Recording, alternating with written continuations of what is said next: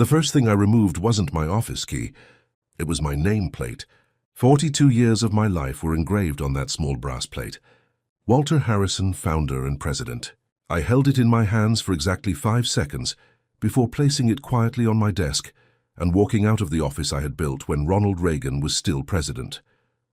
Not because I had retired, because my own son had just made sure everyone in my factory believed I was nothing more than a useless old man. My name is Walter Harrison. I'm 72 years old and live in Grand Rapids, Michigan.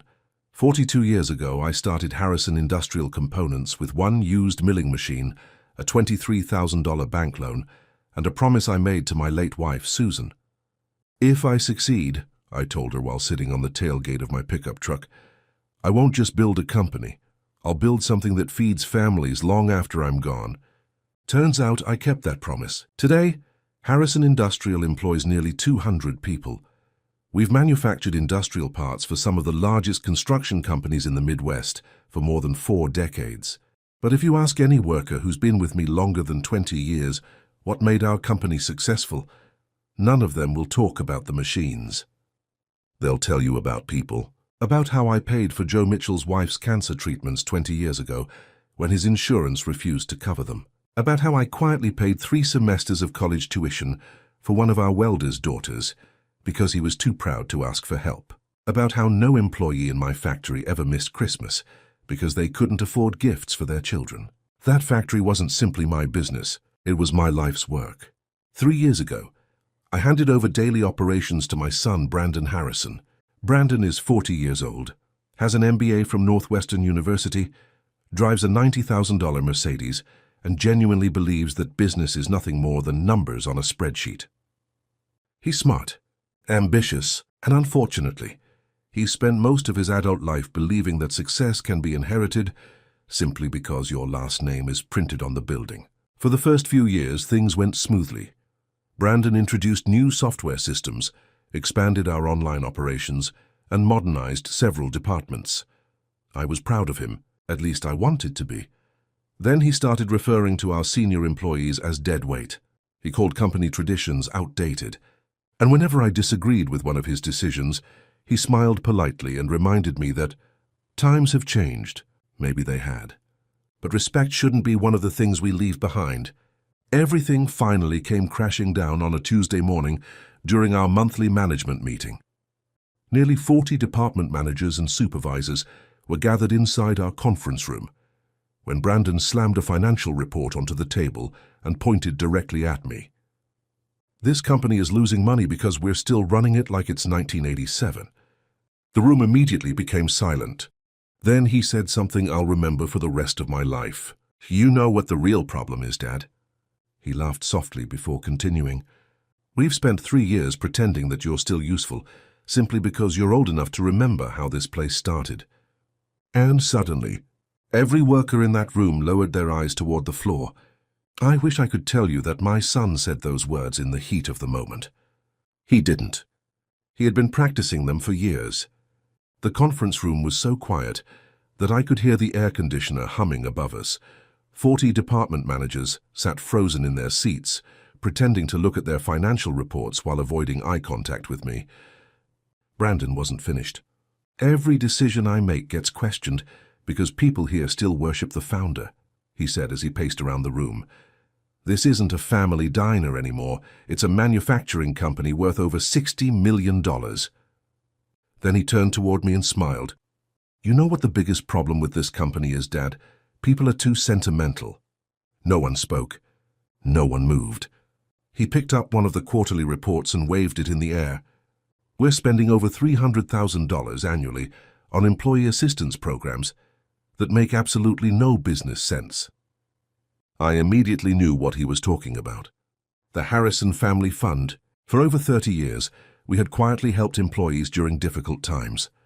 Cancer treatments, emergency surgeries, funeral expenses, college scholarships for their children. Nobody abused it because everyone understood what it represented. It represented family. To Brandon, however, it represented wasted money. Do you know what every business consultant I've hired tells me? He continued. They all say the same thing. Harrison Industrial would be twice as profitable if we stopped operating like some retirement home charity program. Several workers visibly shifted in their chairs. Many of those men sitting around that table had personally benefited from that fund. Then Brandon looked directly at me. "And before anyone says otherwise, let me save everyone some time. My father built this company 40 years ago. That's wonderful, but that doesn't mean he understands today's business world." He paused for dramatic effect before delivering the sentence that changed everything. "You're just a useless old man who refuses to let go." The words echoed throughout the conference room. A useless old man. After 42 years, after working 16-hour days for nearly 3 decades, after missing birthdays, anniversaries, and vacations because I believed I was building something worth leaving behind. That was what I had become in my son's eyes. I looked around the room. Joe Mitchell, our production manager for 27 years, had tears forming in his eyes. Sarah Collins from Human Resources was staring at the table with her hands folded tightly together. Frank Russo, our head engineer, who had worked beside me since the company employed only 7 people, looked like he was trying very hard not to say something he would regret. I smiled softly, not because Brandon was right, because for the first time in my life, I realized I had failed to teach my son the most important lesson in business. People don't stay loyal to buildings. They stay loyal to people. "Are you finished?" I asked calmly. Brandon laughed. "Finally decided to listen?" "No," I replied quietly. "I simply wanted to know whether you've said everything you needed to say." He folded his arms. "Actually, there's one more thing." "Of course there was. I think it's time everyone stops pretending that you're still contributing anything meaningful around here." He looked around the room before continuing. "Starting next month, I want my father completely removed from all company operations." Silence. No applause. No agreement. Just silence. I slowly stood up from my chair and buttoned my suit jacket. "May I ask one question, Brandon?" "Sure." "When was the last time you walked through the factory floor and asked one of our workers how their family was doing?" He frowned. "What does that have to do with anything? When was the last time you attended one of their children's graduations because you promised them you would?" No answer. "When was the last time you sat beside an employee's hospital bed because his wife was undergoing chemotherapy?" The room remained silent. "You think this company was built with steel and machines?" I continued quietly. "It wasn't. It was built with birthdays, funerals, handshakes, and promises." He laughed. "That's exactly what I'm talking about. This isn't some emotional support group, Dad. It's business." I nodded slowly. "Then I said something I never imagined I would say to my own son. You're absolutely right." The entire room looked confused. "This is business." I walked toward the front of the conference room and removed my brass nameplate from the door. 42 years of my life fit neatly into my briefcase. Then I turned toward everyone sitting in that room.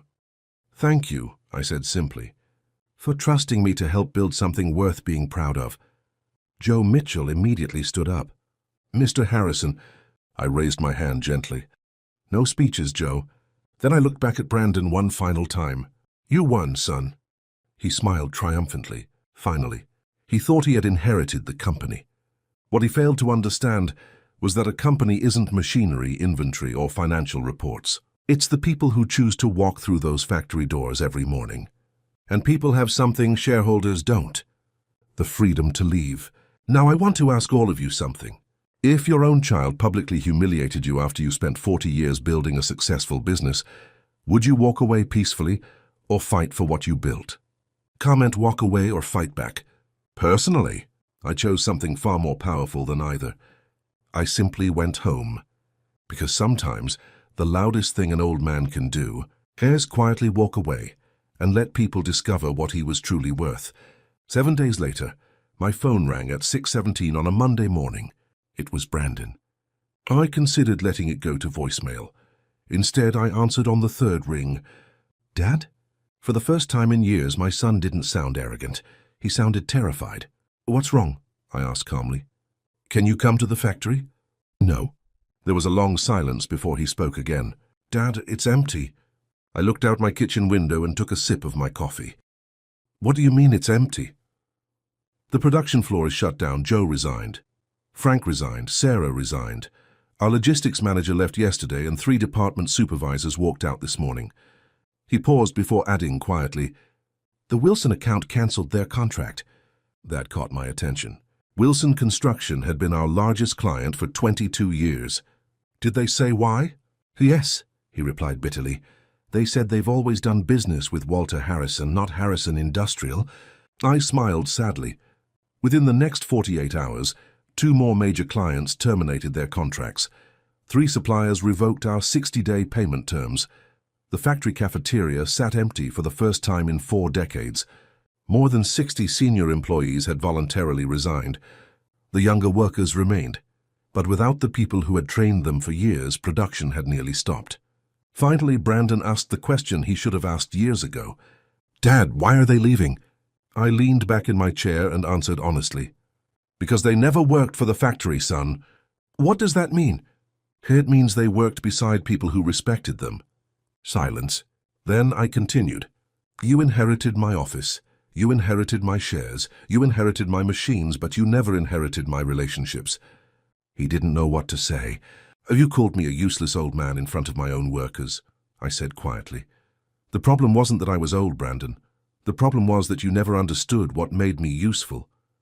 3 months later, Brandon came to my home carrying no briefcase, no financial reports, and no pride, only an apology. The truth is, factories aren't built with steel. They're built with trust. And trust takes a lifetime to earn, and only 1 sentence to destroy. Sometimes the greatest lesson a father can teach his son isn't how to build a company. It's what happens when you forget how to value the people who built it with you.